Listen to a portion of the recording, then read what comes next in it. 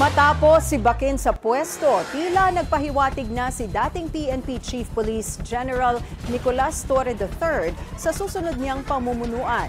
Narito ang Agenda Weekend Report ni Ivy Reyes.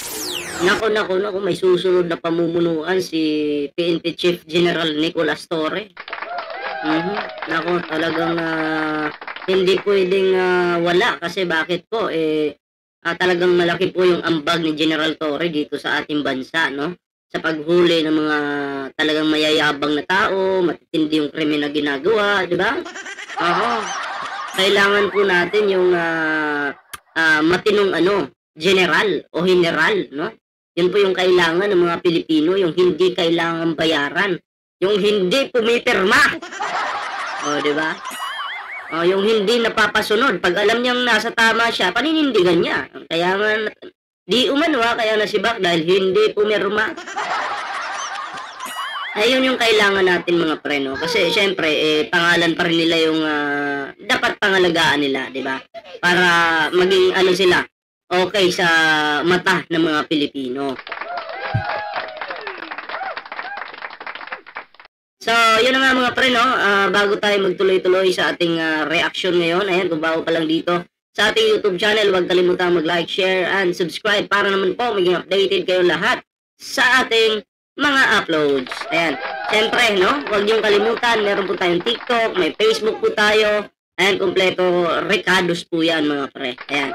So, huwag na po natin patagalin mga pre. At ito na po, no? Atin po itong panoorin at bigyan po natin ng reaksyon. Nagpahiwatig ang Malacanang na tila magugustuhan ni ex-PNP Chief Nicolas Torre III ang inaalok na pwesto ng palasyo matapos itong tanggalin. So ayan maliwanag po merong inalok na posisyon o pwesto ang Malacanang. Okay? Klaro na. Meron pong inalok. Tinanggal, pero may inalok. Diba? O, maliwanag na siguro ito sa mata ng mga DDS or utak ng mga DDS na maagang nagdiwang. Parang mga lang. Parang mga tanga lang, di ba? Parang mga inutil lang. At least, confirm po ito, meron pong inalok. Tuloy natin. Meron po talaga inaalok katulad po na sinabi natin at sa ngayon po ay wala pa pong komento. Hintayin na lamang po natin kung ano magiging positibong reaksyon ni General Torre dito. Ayan Ang tanong ko dito, tatanggapin po ba ito ni General Torre?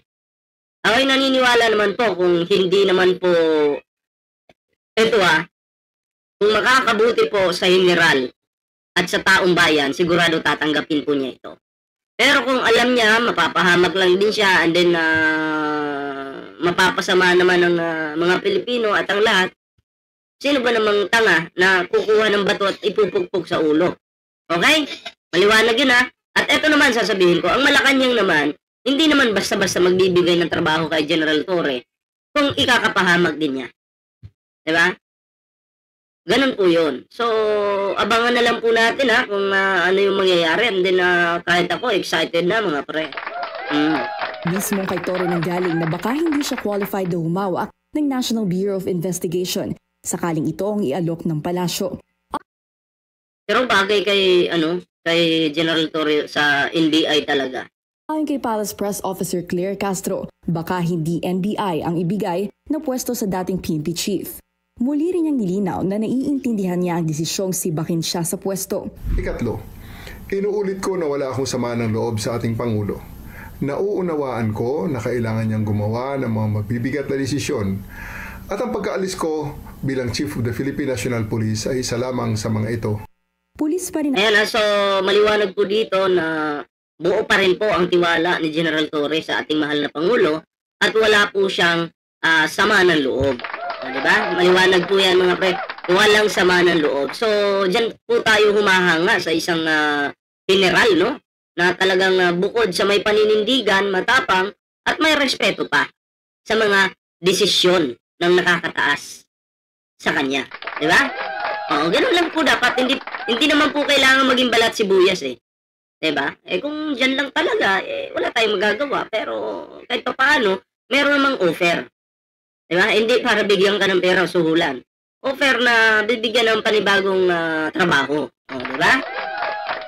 Naman daw siya at he still serves at the pleasure of the President, Anya Torre. Tila may pahiwatig din si Torre sa kanyang mensahe sa pagbanggit na huwag siyang kaawaan matapos si Bakin sa pwesto ng Malacanang. Salamat din sa mga naawa sa akin. Ngunit hinihiling ko sa inyo, huwag niyo akong kaawaan. In spite of my abrupt removal as Chief of the Philippine National Police, okay po ako. Kung meron man tayong dapat kaawaan, iyon ay ang milyon-milyon nating mga kababayan na paulit-ulit na nagiging biktima ng palagiang pagbaha. Yun, nagigets nyo na yun. Nagigets nyo yung concern ni General Torre nandoon sa mga lumulubog o yung palaging binabaha. So ano kayong trabahong ibibigay dito? Baka masain ito na ano kayang trabaho? Kasi na-mention dito yung mga taong binaha. Yun yung concern niya. Yun yung dapat kaawaan. Okay? So baka mamaya, yan yung tutukan pala ni General Torre. Yung mga ganyang klaseng, yung mga kakurakutan dyan sa flood control na yan, sa yung problema sa DPWH, di ba? Malay mo dyan siya. Siya yung magmanman dyan. Sila ang tunay na nangailangan ng tulong at kalinga sa panahon ngayon, sapagkat hindi naman sila ang dapat laging nagdudusa at naghihirap tuwing tagulan. Una nang umugong ang balita na bagay si Torre na gawing anti-corruption czar dahil sa tapang ng 4-star general. Para sa Ayan anti-corruption czar. So, sabi ng iilan, nababagay daw po si General Torre. Pero yung tapang niya po, nasa tama lang. Hindi po yung tapang-tapangan, ha? So, yung tapang niya, dinadaan naman po sa proseso. Pag mali ka talaga. Diba? Ganun po yun. Yun dapat, meron siyang paninindigan. At syempre, palakpakan natin yan. Diba? Kaya naman mga pre, bigyan po natin ng reaksyon, no? Etong about naman sa flood control scam.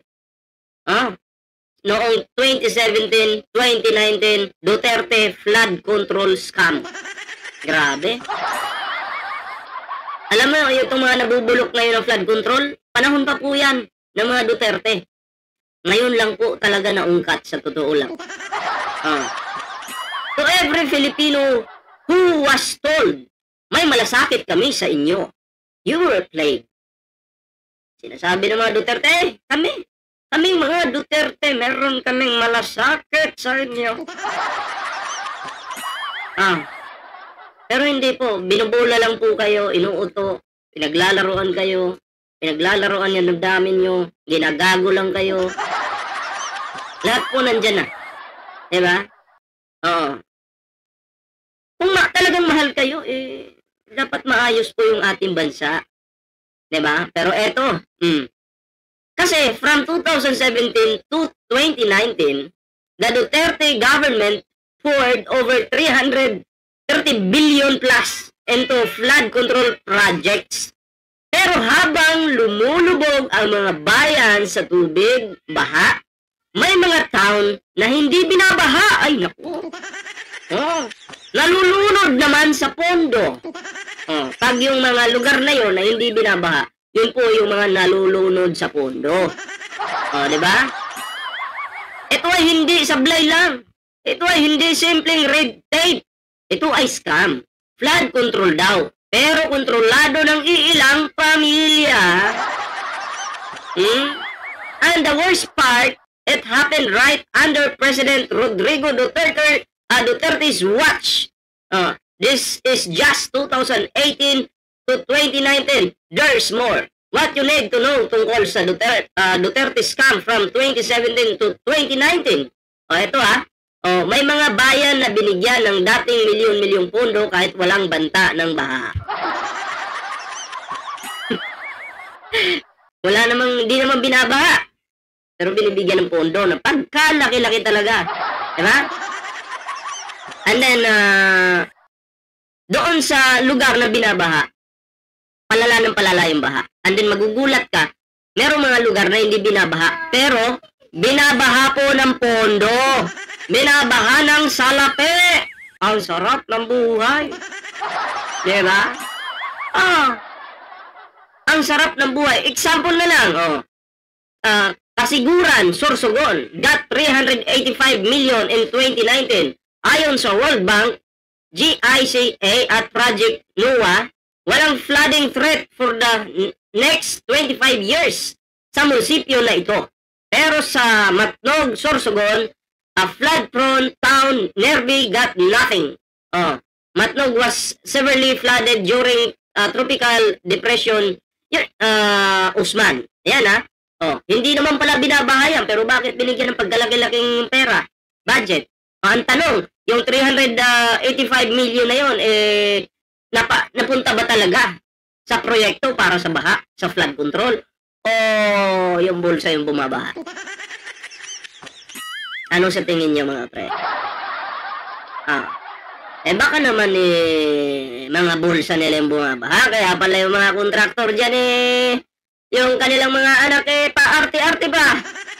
Ew, this is dirty. I wanna, there's yug-yug. Ang arte yung kakapal na muka. Palamunin naman yung pera ng taong bayan. Because our plane is, ganyan pala mag-gas ng plane. Batukan kita Gigil mo ako Ginigigil mo ako Ay nako. Arte-arte ka pa, palamunin ka lang namin. Pasarap buhay kayo, tapos yung mga Pilipino, lubog sa baha. Kapal na mukha nyo, mga mongoloid yung mga mukha nyo. Sa totoo lang, nakikipag-away na talaga ako dito ngayon. Totoo yan. May kalaban ako dito. Gigigil ako sa kanila.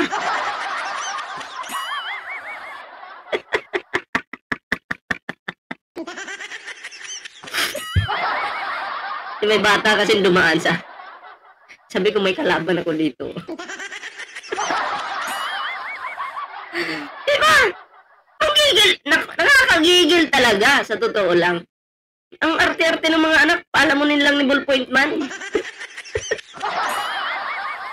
Napunta lang sa kanila yung mga tax na binabayad natin. Sos Mariusep naman Ay nako, anyway, yun lang naman yung ating reaction dito mga pre. Maraming salamat sa sumama sa ating video ngayon.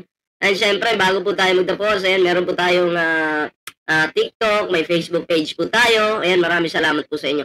Syempre, sa mga bagong subscribers dito, maraming salamat po sa mga nag-subscribe sa ating YouTube channel. At syempre, sa hindi pa po nakapag-subscribe, huwag kalimutan mag-like, share, and subscribe para naman po maging updated kayo sa lahat ng mga uploads natin. Maraming salamat, kita-kits po tayo sa susunod na video. Ingat po kayo lahat.